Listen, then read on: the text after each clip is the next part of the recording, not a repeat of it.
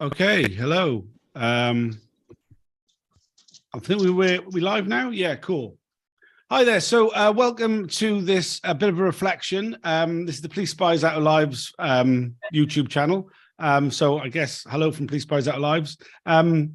We were just going to do a bit of a reflection, a bit of a chat amongst ourselves, really, about we just had the closing statements of the undercover policing inquiry tranche 1. So everything that happened between 1968 and 1982 is now finished for the inquiry. They're going to give an interim report on it in a few months. So yeah, we've all been following it, involved with it. I mean, we got somebody here who was like broadcast as part of the closing statements. We're just going to have a bit of a reflection about what was said, what we thought was important, what we made of it all, really.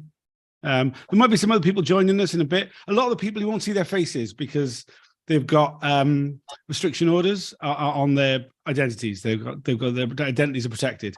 So like you'll just be seeing a few of our faces, but you might be hearing some other voices. They might be just off screen from us, but they just got on different sort of login or whatever. So yeah, anyway, that's enough of that. Yeah, man, fucking inquiry just fucking finished, didn't it? What do you reckon then?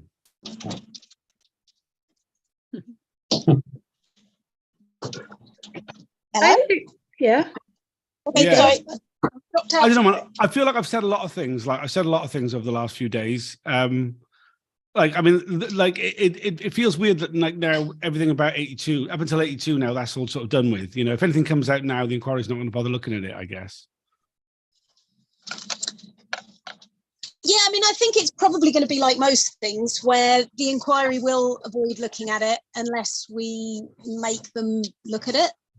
There's been quite a lot of things the inquiry has wanted to avoid looking at. Yeah, I mean, that was been a big thing recently, right? Do you know what I mean? Like all that, the bunch of stuff in the National Archives, they didn't want to that Mitting looked kind of annoyed. We had a point where Kirsten yesterday like introduced some like new evidence, and like Mitting was like, oh, flustered as fuck about that, wasn't he? It was something I found, and it's kind of, you know, the police and even the inquiries have always sort of maintained that the special demonstration squad, this special unit that spied on activists and infiltrated groups for over 15 years, and the officers, some of the officers who had relationships with people in the groups they infiltrated, they always maintained that this was a very secret unit within the Met, certainly, but especially in Special Branch, although it was sitting on the Special Branch for the most of the time. Nobody knew what was going on. And I think what this, especially what this last set of hearing brought, is that one, even the inquiry accepted that, you know, by going to the National Archives, which I had been doing before, they found out that at the Home Office, you know, up until the Home Secretary knew about the STS and knew what they were doing. And the one piece of evidence that was brought up is that one of the biggest police public order operations in the 70s was on Red Lion Square, where there was a confrontation between, basically the left and the right, and Kevin Gately died, probably by the police. There was an inquiry into first into his death, and then into the police, what the police did that day and what went wrong. It was led by Judge Scarman, and what I had found in the archives was basically a letter from someone very high up, I think the Permanent Secretary of State, who asked that Scarman was going to be told that a group of plainclothes officers had been gathering intelligence about the activists, and their reports would be in the files of the police, and would he please not show them or not mention them or make sure that the tactics of the police would not be revealed. And this is, you know, like, this is a clear evidence that the police or the Home Office tried to keep evidence about the STS or from the STS out of a public inquiry, and that was in 1974. And there was this letter that I just mentioned was shown on screen during the hearings. The hearings were only virtual anyway. And then sort of Chair Mitting, who didn't say a lot at all during the hearings, he kind of interfered and went like, "Oh, I haven't seen that bit of evidence. You're showing me that for the first time. What is it?" And it's, he was clearly shocked by it. And yeah, it was one of the exciting moments of the hearings. Tom, you're on mute. I think I think that was a particularly interesting thing about these last 3 days. They weren't actually evidence hearings, but there was a lot of new evidence that was produced by the Category H barristers and by the and even by the police. With the videos, the secret videos that came from the funeral of Blair Peach were actually originally produced by the police lawyers. But I think there was quite a lot of really interesting new evidence that came out during these 3 days, even though they were supposed to just be closing statements based on the stuff that had been heard before. It just shows how much evidence is not appearing before the inquiry at the moment, if that makes sense.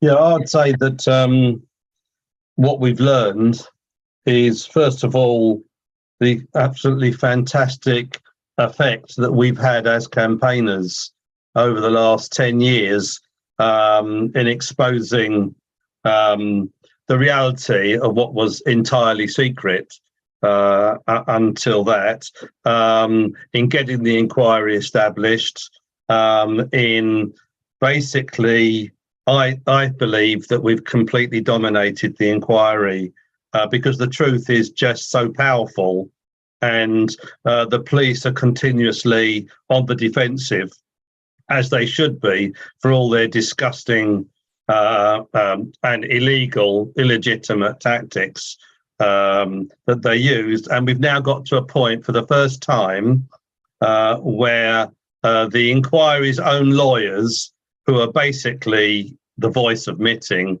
effectively, are saying that the special demonstration squad should have been wound up if they had questioned their legalities, justification, they would have wound the squad up. And we also have the Metropolitan Police also saying for the first time that, yes, the deployments were unacceptable, would not be allowed today. And the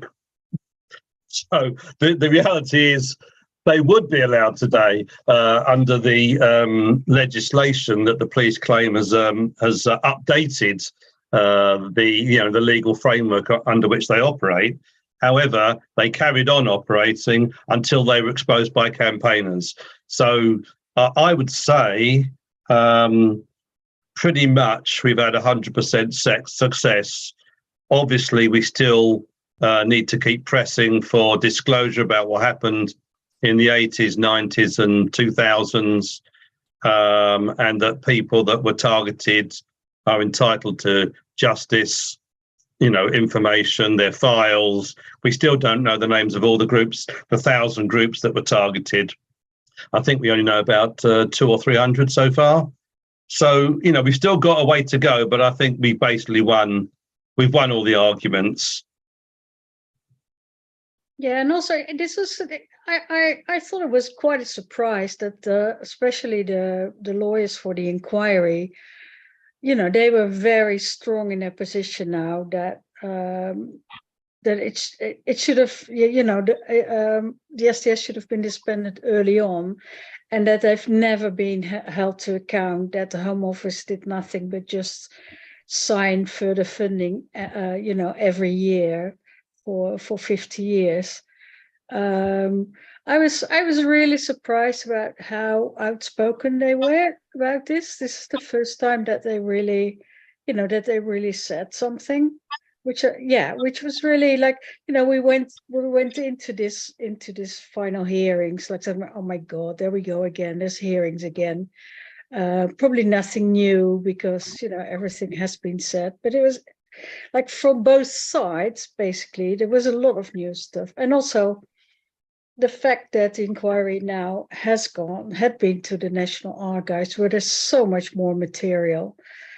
Well, that's an novum in itself, like I've been writing about this, the fact that the inquiry just has a very narrow idea of their own task. So just the undercover officers that are prepared to talk, and the core participants, the people spied on that made themselves, offered themselves as core participant in this inquiry, their spying is being looked at.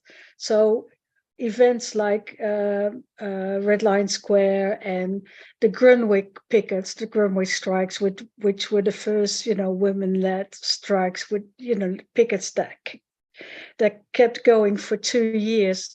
The crucial police public order operation. It wasn't looked at because the Grunwick people are not taking part in this. Well, you can also make the decision if there's so much material available and it's such a crucial event, and it's clear from the statements and from the reports that in fact STS people were there. Why don't you look at it? There's so much material there. And that is what I think is a big failure of the inquiry, that they have such a limited, always afraid to go too far or to have to reveal too much, that they just limit themselves in big ways. Although, they have like 70 staff and they've been doing this for 7 years now. There's so much that has not been looked at, which is a shame. Yeah, and the problem, judging by what Rajiv Menon, who was a barrister for 3 core participants from this first tranche, judging by what he was saying, the inquiry are actually still handing over these documents for our analysis really late in the day as well. So I mean, I was really impressed by just what a forensic analysis our lawyers managed to do when some of the documents only came out last week. Like, did he say something like 3,500 pages or something were only disclosed last week? Yeah, and as well as like video footage and so forth. It's not just. It's the first time we've seen video being like presented by other people, kind of bringing it along like that. That was quite surprising. Yeah, maybe we should tell some more about this, because this was the video of a secret police video of the funeral of Blair Peach, who was killed at a anti-fascist demonstration in Southall. Killed by the police. Sorry? Killed by the police, yes. Killed by the police, yeah, sure. And Celia Stubbs, his then partner, has been fighting for the truth for all these years. When was it? 1974 that he was killed? 79. 79, sorry. 23rd of April. That she's been through inquiries and investigations and what have you, and she's been lied to. She's been, her life is this fight basically. And she's pretty old now and pretty frail, but still going strong.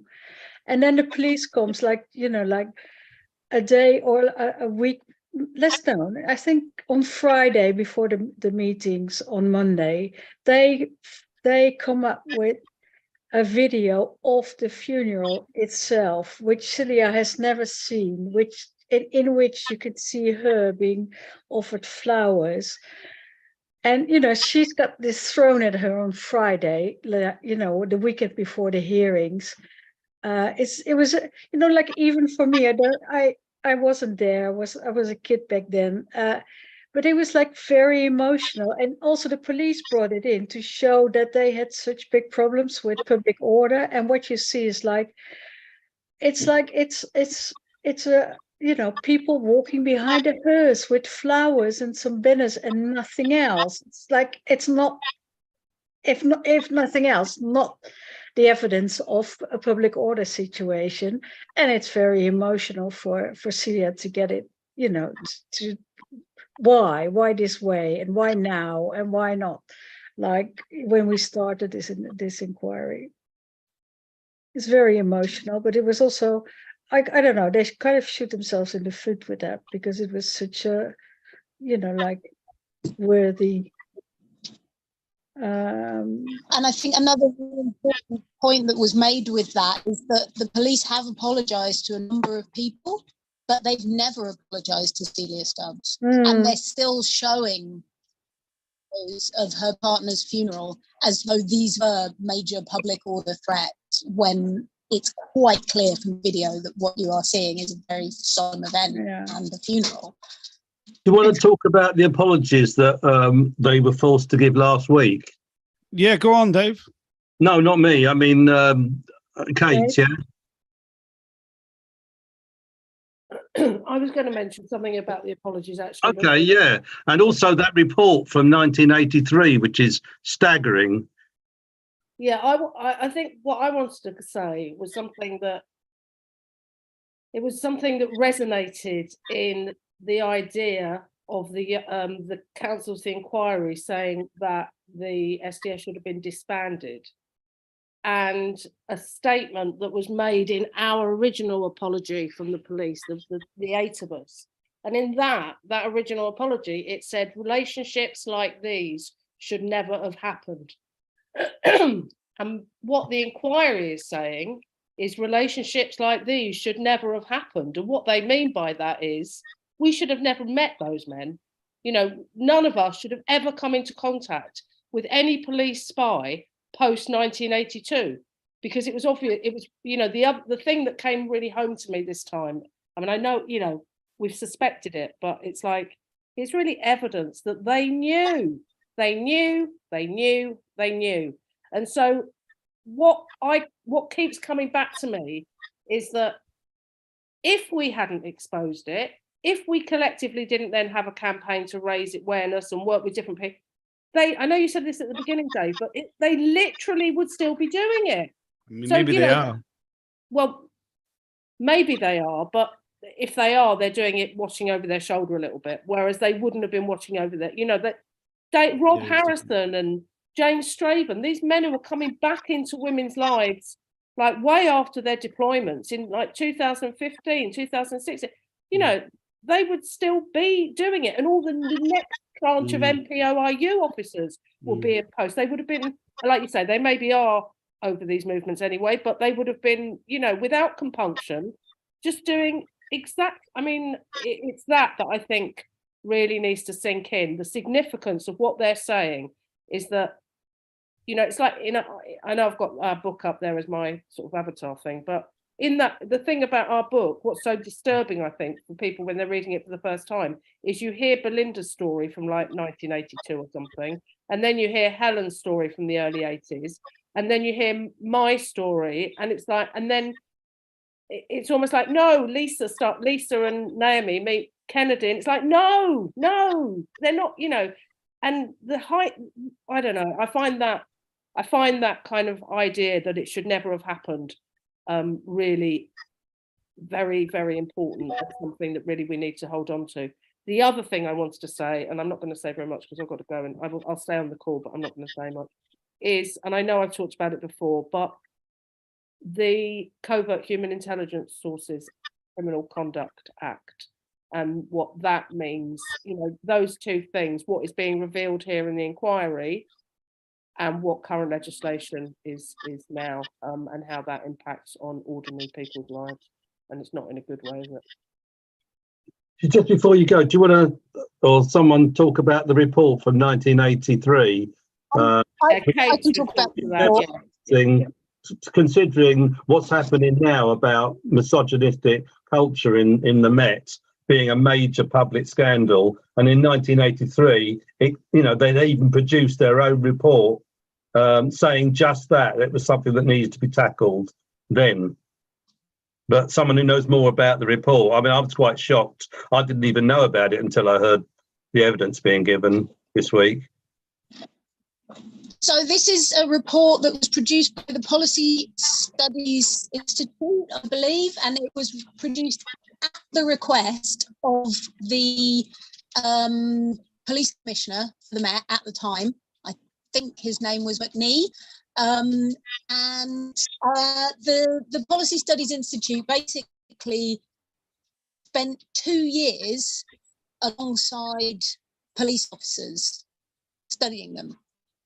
You know, like on the beat, on the streets, in the police stations, and produced a report. And there were various different parts to the report, but the part that was looked at in detail this time was a section called Police in Action. And it basically outlined back in 1983 to the police commissioner in a report produced at his behest all of the cultural problems that the Metropolitan Police are still struggling with and are coming out today. And a lot of the stuff that you read, and when Charlotte Kilroy gave her presentation to the gave her closing statement to the inquiry this week, there was an extremely excruciatingly uncomfortable section of it where she was basically reading out some of the things that police at the time were saying about women. In reports, in official reports. This is not what they're chatting about in the pub or on a secret WhatsApp group. This was stuff that they were submitting and having signed off on. But absolutely damning isn't the word, like just absolutely damning. Anyway, it's pretty gruesome, and it comes at a time when we are seeing what Charing Cross Police Station WhatsApp group was saying about women, and we're seeing the effects of this toxic culture of masculinity that the police knew about back in 1983 and just let slide and have been enabling and allowing to continue for decades. Yeah, and also let's remember that many of the undercover police officers made a good career in the Metropolitan Police, either in special branch or to other special units, and they took their culture with them, and it was apparently completely accepted. And just the way some well, maybe some of the men or all of the men there talk to each other, and you know, nobody did anything to stop it. That's what you hear from whistleblowers as well. So that culture in those in special branch and those, you know, the anti-terrorism unit, it's the same people sometimes, and they take that culture with them, and apparently through the decades nothing has happened to change that. Even, you know, like even if you could think that was normal or the way to do it in the 70s or the 80s, times have changed, and it was like, you know, like in 83 even people thought things needed to be changed, and the Met hasn't been able to do it, and still can't do it, as we can all see every day in the papers. There's new horrific stories about what police officers do or think they can do to women in their job and out of it. And there were other things about the police culture that I think were very important. And one of the things that was highlighted in the category H in the closing statement by the women who'd been deceived into these relationships is about the police culture of lying to back each other up, and how that was a deep-rooted code within the police force, and that was known about right the way up to commissioner level. The police habitually lie to protect each other, to protect the institution from people finding out when things have gone wrong. And that's of fundamental importance when we think about the evidence that is being given. And some of the other lawyers did some really good work, basically deconstructing the evidence given by different managers from the SDS, where they were coming not to know about stuff. And yeah, just comparing what they were saying to things that they had written at the time and places they were known to have been at the time.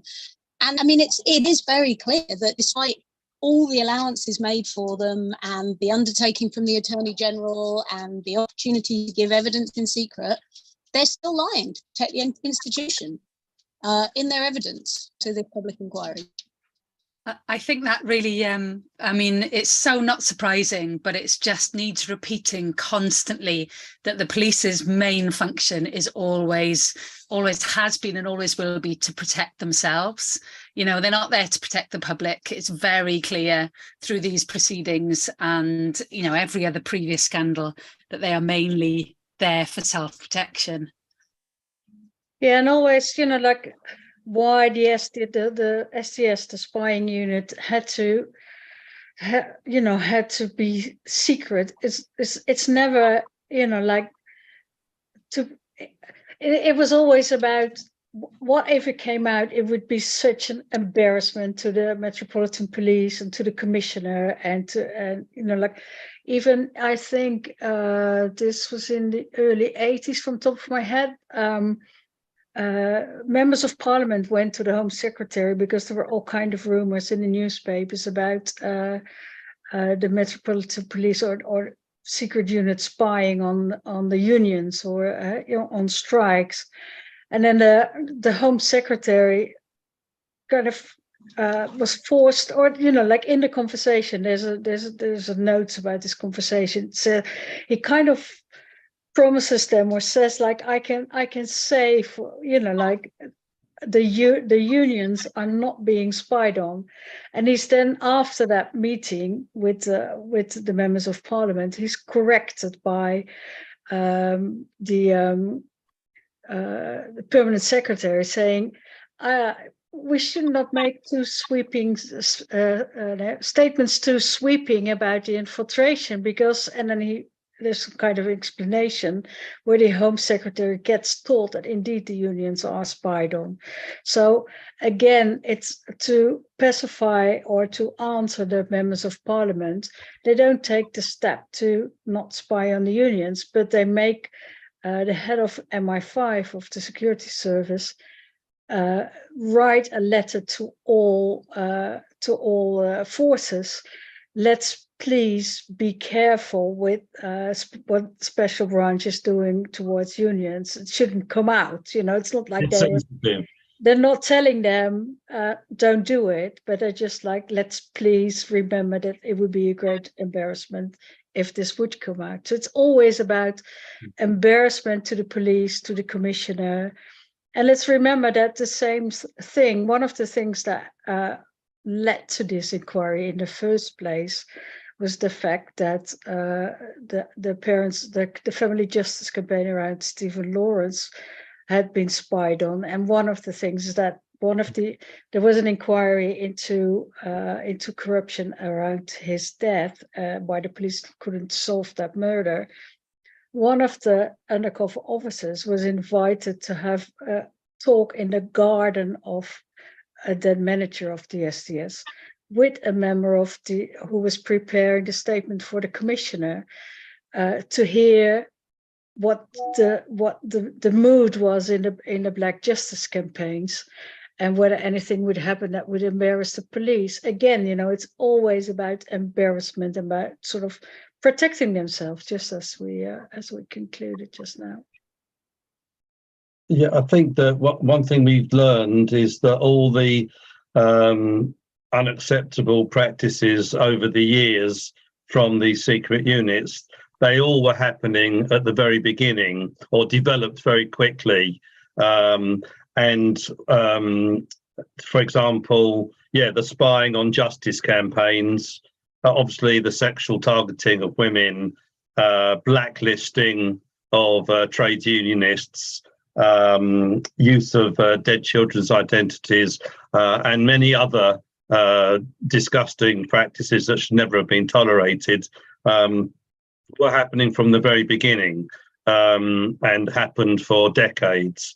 So obviously the unit obviously should have been wound up, should never have been created. I just want to say that in terms of I don't think the police just exist to protect themselves. I think they exist to protect the establishment, and very much the MI5. MI5 was, that's another thing we've learned. MI5 and the security services were basically, quote unquote, the biggest customer. They were really dominating the targeting of the police undercover operatives, and their interest really is they just see all challenges to the establishment as a threat that needs to be, countered, preferably squashed, and individuals involved in it. They produce thousands of files.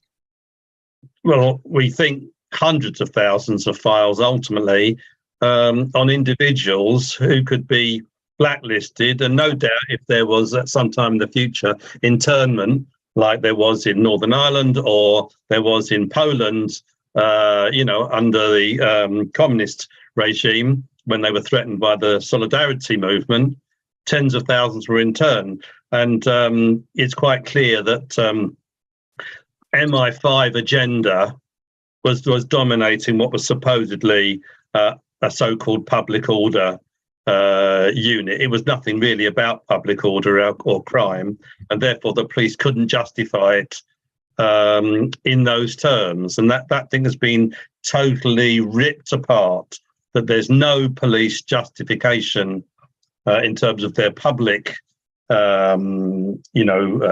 justification that they've been putting out, having been found out, that in fact really it was a whole political operation for the security services and MI5 attacking the left and vetting the left. So I think that's quite another important thing that we've achieved. They haven't really got any justification left. In fact, they came up, just as a final thing, is that they came up with what they thought were 5 major public order examples in the 1970s that they tried to say justified the SDS. 4 of them were about police brutality, mainly at anti-fascist events. But basically, and they tried to make this equivalence between, this is to me something that was quite shocking, that they tried to make this equivalence between, we had we had the fascists and we had the anti-fascists. It was like a tit for tat thing. They both fed off each other, as if anti-fascists are can be equated to fascists. I mean, don't they know what fascism represents? The community mobilised to prevent the fascists organising, as we have to do, as everybody has to do.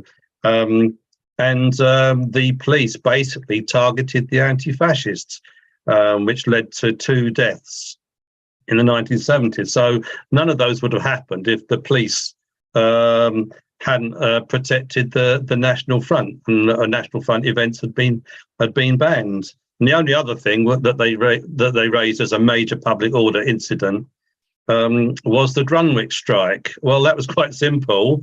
They were basically sacked for being, forming a trade union. So, if the police had said, well, they've got a right to join and form a trade union and carry out trade union activities, we are not going to defend the employer. They would have been that would never become a public order situation. Why did 10,000s of people go on pickets to support the strikers? Because they were outraged that they'd been denied their trade union rights. So the police were protecting the establishment all the way through. Yeah, and I think we've had some more examples, in the last few days, where it was proven that it was very easy for heads of large companies to get access to the Home Office and to get, officially not, but they would get the names of potential troublemakers in their company. if they were not referred to the Economic League, which was effectively a blacklisting agency for decades. So what indeed, to sort of underline what you've said, the STS was working for, the STS was officially set up to explain what you said, with two justifications. One was to collect intelligence so that the police could better prepare public order events, and the other thing was to collect, and to collect intelligence that would go straight to MI5 or would answer questions from MI5. And that, I think that the entire first tranche of this inquiry has shown how very close the cooperation with MI5 was. And well, the other thing is that STS should have never been set up, but if you close read the very early documents, you can see that people involved in setting up the STS were already working very closely with MI5. Comrade Dixon, for instance, had his own. He was one of the founder of the STS, but he already had a special arrangement with MI5 to bring his collected evidence or to answer their questions. So in that sense, it's also a sort of formalization of a situation that was already there before 1968. So that is something we have learned as well. And a completely different thing is that these hearings were so surprising. You could follow them online, which of course not everybody can do all day for 3 days. But all the videos, all the streams are still there. You can go back there, and it is really surprising to what we said before, like how well the lawyers dived into all the documentation that came out. And it's fascinating to listen to, and not just for nerds such as us who have been following everything for all the time. It's really a shame that not more people were there to watch it. So I would encourage you to have a look at it, because it's really revealing and impressive. The thing that's really struck me about the last 3 days has been the extent to which, we have been saying since the very beginning, this was political policing. They were interfering in normal democratic processes. They were interfering in industrial relations, like all of these things that people thought we were going a little bit too far, maybe. And now it's all being officially recognized. Like, even the police lawyers accepted that these operations were unjustified, and completely, like, the extent to which the state was interfering with the political processes on the left really came home, I think, over the last 3 days. And I think it's really important because, like, what the inquiry is looking at right now is from the late 60s and the 1970s and the very early 80s. And some of it can feel like quite a long time ago. But I think it was the counsel to the inquiry. So actually, like, the inquiry themselves said, we're seeing all this stuff about how unlawful this was. And but what is really important to us is working out and looking into how that continued even after 2000, when the Human Rights Act was put in place, even after the mechanisms for authorization and oversight of these operations happened. And this stuff, like right now, when we've got so many workers, the postal workers, the railways, the nurses, the ambulance drivers, so many people are engaged in struggles for fair pay and for pay rises. The information that was coming out over the last few days about the way they use the police and the security services to undermine those kinds of collective bargaining and to really attack the unions, I think it's so important that people understand that, because, like the misogyny issue that we've already talked about, this stuff is still happening today.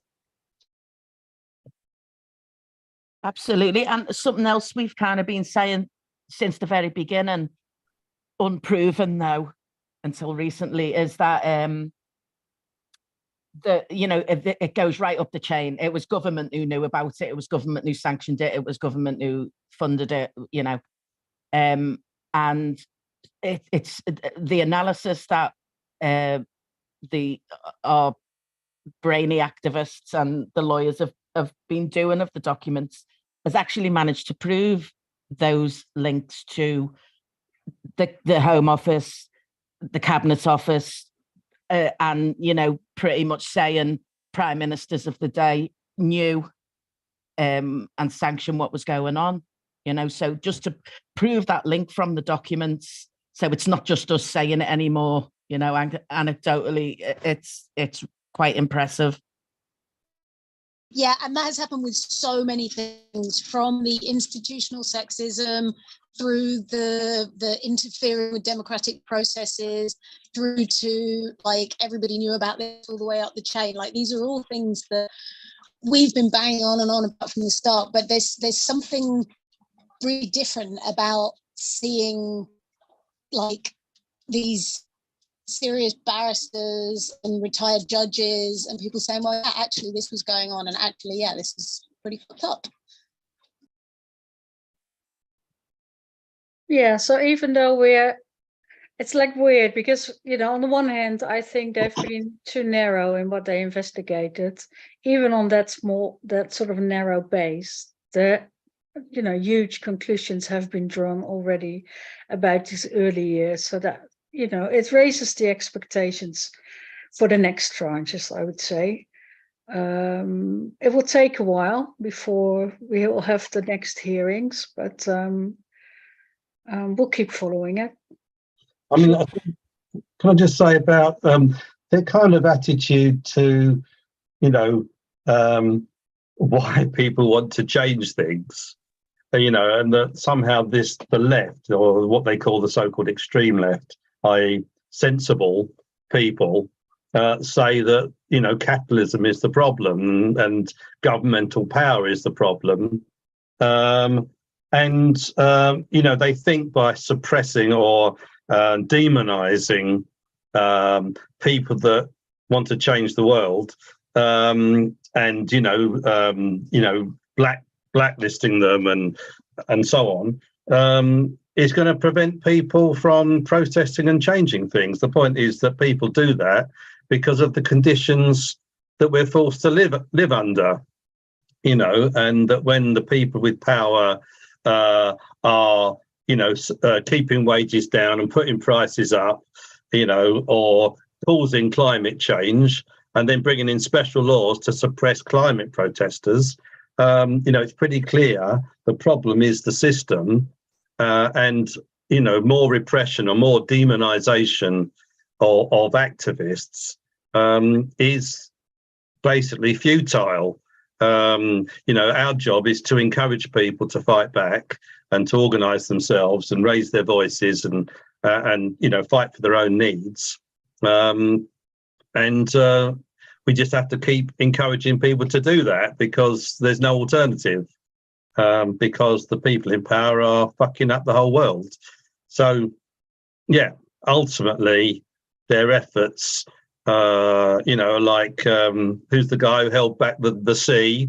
Was it Midas? Who was it? Canute, yeah, said, oh, sea, the tide's not going to come in because the king's going to order the tide not to come in. The tide's going to come in, mate, whatever you do. So the important thing is that we carry on encouraging our movements. We have pointed out to the inquiry that, the movements they tried to undermine are all on the right side of history.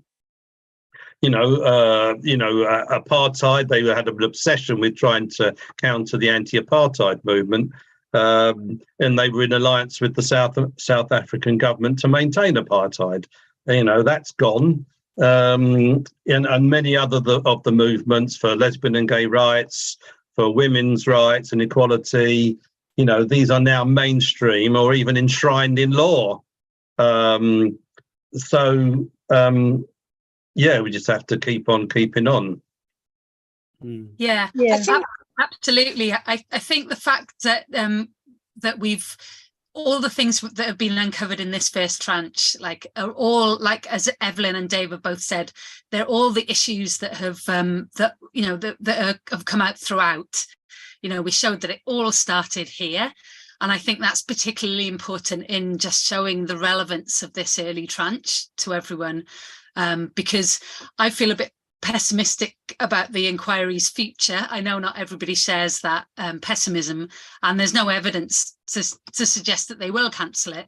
But if they do, and if we don't get much more, it's just really worth showing that, you know, everything that we wanted to show, that was deliberate, that was known about, all of those issues that we've been banging on about, all of that we can say from this first tranche. It's been proven.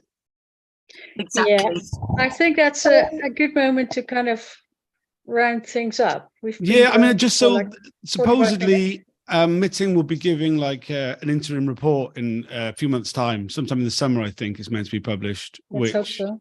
I mean, that is that was, you know, that is the plan.